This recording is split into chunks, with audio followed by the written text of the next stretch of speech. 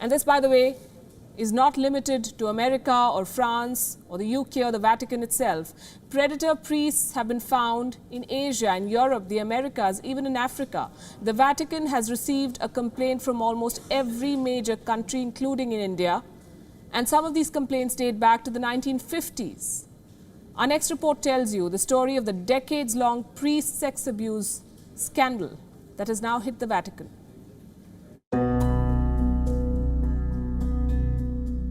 For Becky Ianni, an apology from the Catholic Church means nothing. Apologies don't mean anything if they come with a list of excuses while it was okay. And so I think we need the church to acknowledge it. We need the church to punish those involved. And we need the church to make changes. They can't investigate themselves. Any reported abuse, whether it is an adult or a child, should immediately be reported to secular authorities. And it doesn't matter if that person is a cardinal, the Pope, it doesn't matter who that person is. When they abuse someone, they become a criminal, and that needs to be reported.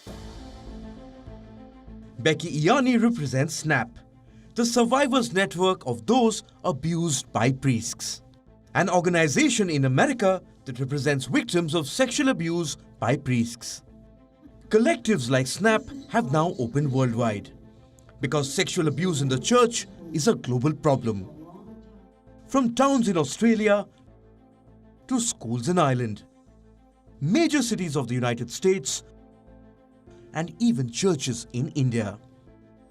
There is an avalanche of sexual abuse charges against the Catholic Church.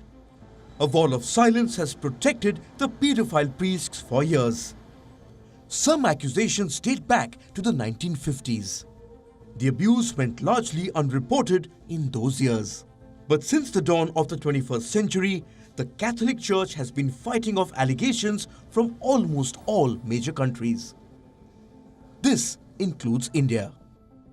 Last year, an investigation by the Associated Press revealed shocking details.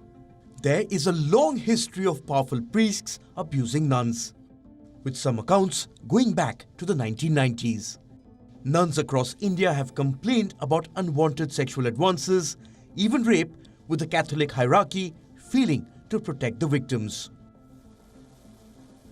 The Vatican has known about the scandals for years, but it has done little to stop the abuse.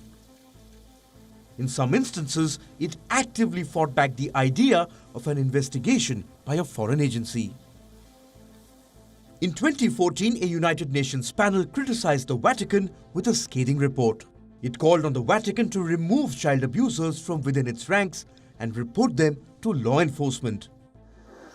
Another demand called on the Vatican to open up the church's archives so that officials who concealed crimes could be punished. In response, a spokesperson of the Holy See criticized the United Nations, calling the report an attempt at interference. In 2019, Pope Francis took a major step. He abolished the policy of secrecy in sexual abuse cases.